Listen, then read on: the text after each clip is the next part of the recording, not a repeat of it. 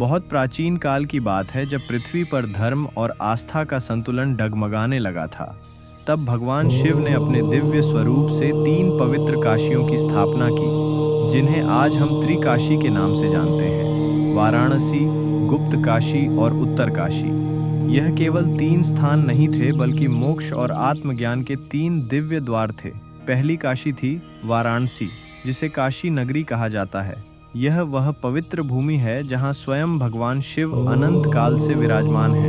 गंगा के तट पर बसी यह नगरी मोक्ष का द्वार मानी जाती है। यहाँ हर घाट, हर गली और हर श्वास में हर हर महादेव की ध्वनि गूंजती है। ऐसा माना जाता है कि जो भी व्यक्ति यहाँ अंतिम समय में शिव नाम का स्मरण करता है, उसे पुनर्जन्म के चक्र से मुक्ति मिल जाती है। यह स्थान जीवन और मृत्यु के रहस्य को एक साथ प्रकट करता है। दूसरी काशी थी गुप्त काशी, जिसे छुपी हुई काशी कहा जाता है।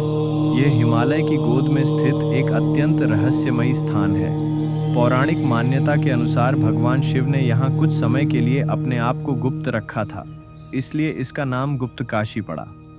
यही वह भूमि है जहाँ शिव ने ध्यान और तपस्या द्वारा ब्रह्मांडीय संतुलन की रक्षा की। यहाँ का वातावरण इतना शांत है कि मनुष्य स्वयं के भीतर झांकने पर मजबूर हो जाता है।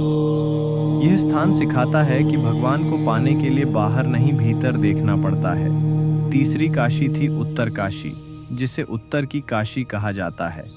भागीरथी नदी के किनारे बसा यह स्थान हिमालय की ऊंचाइयों में स्थित है। यहाँ आर्षि मुनियों ने वर्षों तक कठोर तपस्या की और शिव की कृपा प्राप्त की।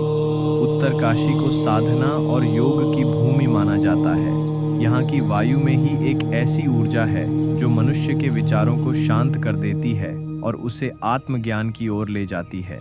एक बार एक साधारण भक्त के मन में यह इच्छा उत्पन्न हुई कि वह इन तीनों काशियों की यात्रा करेगा ताकि वह शिव के वास्तविक स्वरूप को समझ सके। सबसे पहले वह पहुंचा वाराणसी। गंगा में स्नान करते ही उसे ऐसा अनुभव हुआ जैसे उसके सारे पाप धुल रहे हों। घाटों पर गूंजते मंत्रों ने उसके मन को भीतर तक हिला दिया। वहां उसे पहली बार एहसास हुआ कि जीवन केवल शरीर नहीं, बल्कि आत्मा की यात्रा है। इसके बाद वह पहुंचा गुप्त काशी। हिमालय की ठंडी हवाओं और गहरी शांति ने उसके मन को भीतर की ओर मोड़ दिया। वहां उसे समझ आया कि भगवान केवल मंदिरों में नहीं, बल्कि हर जीव के भीतर गुप्त रूप से विद्यमान है। अंत में वह पहुंचा उत्तर काशी। ऊंचे पर्वतों के बीच जब उसने ध्यान लगाया तो उसका मन पूरी तरह शांत हो गया। उसे ऐसा लगा जैसे वह अपने अस्तित्व की सीमाओं से परे जा रहा हो। वहां उसने अनुभव किया कि सच्चा ज्ञान तभी मिलता है जब अहंकार समाप्त हो जाता है। तीनों काशियों की यात्रा पूरी करने के बाद उसे यह दिव्य सत्य समझ में आया कि ये केवल स्थान नहीं है, बल्कि आत्मा के 3 चरण हैं।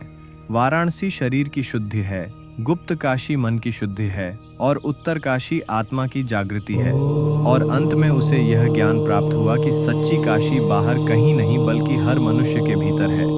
जब मन शांत हो जाता है, अहंकार मिट जाता है और आत्मा जागृत हो जाती है, तभी भगवान शिव का वास्तविक दर्शन होता है। हर हर महादेव।